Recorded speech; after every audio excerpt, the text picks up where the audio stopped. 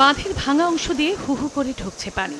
রাস্তাঘাট বাড়িঘর তলিয়ে বিপাকে কয়েক হাজার মানুষ। মঙ্গলবার রাত থেকে ব্রাহ্মণবাড়িয়ার আখাউড়ায় ভারী বৃষ্টি হয়। পাশাপাশি বন্দরের পাশে বয়ে যাওয়া খাল দিয়ে ভারত থেকে তীব্র বেগে পানি ঢুকতে থাকে। এতে আখাউড়া স্থলবন্দর, বাউতলা, বীরচন্দ্রপুর, অমরপুর, রহিমপুর, কালিকাপুর, বঙ্গীচর, সাহেবনগর, কর্নেল বাজার, মোগরা, মণিয়ন্দ সহ অন্তত ৩০টি গ্রাম প্লাবিত হয়। এর মাঝে বীরচন্দ্রপুর গ্রামে বন্যার পানিতে ডুবে সুবর্ণা আক্তার নামে এক গর্ভবতী নারীর মৃত্যু হয়। বন্যার্তদের সাহায্যে বৈষম্য বিরোধী ছাত্র আন্দোলন শিক্ষার্থীরা বন্যা দুর্গত এলাকায় উদ্ধার ও ত্রাণ কার্যক্রম চালাচ্ছেন। অনেক মাছ, ইটের মাছ শেষ, এমএদের জমি জমা লাগাই, জমি জমা শেষ। বাড়িঘর মানুষ তো হানাদান সবকিছু বন্ধ হয়ে গেছে একবারে। প্রত্যেক এলাকায় যাইতেছি, কোন দিকে অবস্থা খারাপ হইতেছে, যেদিকে অবস্থা খারাপ দেখতেছি ওই দিকে স্কুল খুলে দিতেছি।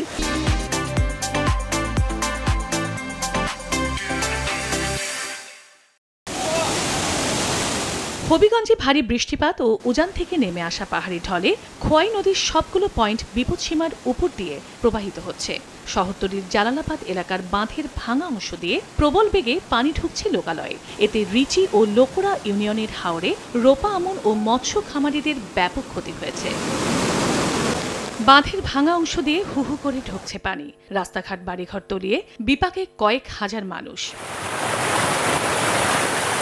কয়েকদিনের অতি বৃষ্টি ও উজান থেকে নেমে আসা পাহাড়ি ঢলে মনু ও ধলাই নদীর অন্তত ৫টি স্থানে ভাঙন দেখা দিয়েছে। এসব ভাঙন দিয়ে প্রবল স্রোতে মৌলভীবাজারের কুলাউড়ার টিলাগাঁও ইউনিয়নের হাজিপুর গুদামঘাট এবং কমলগঞ্জের ইসলামপুর, মখাবিল ও আদমপুর ইউনিয়নের কয়েকশো গ্রাম তলিয়ে গেছে। জেলার সবগুলো নদীর পানি এখন বিপদসীমার উপর দিয়ে বইছে।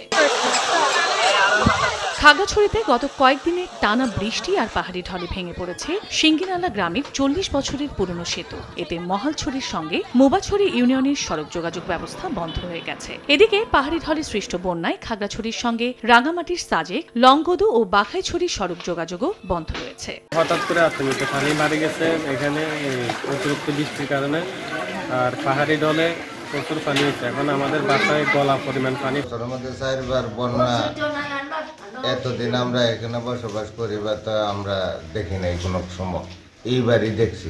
জেলায় পানিবন্দী এখনো প্রায় ৫,০০০ পরিবার। বন্যায় ভেসে গেছে পুকুরের মাছ, নষ্ট হয়ে গেছে ফসলের ক্ষেত। ৯৮টি আশ্রয় কেন্দ্র খুলেছে প্রশাসন। বন্যা দুর্গত এলাকায় খাবার, মোমবাতি, বিশুদ্ধ পানি বিতরণ করছে বিএনপির দলীয় নেতাকর্মীরা।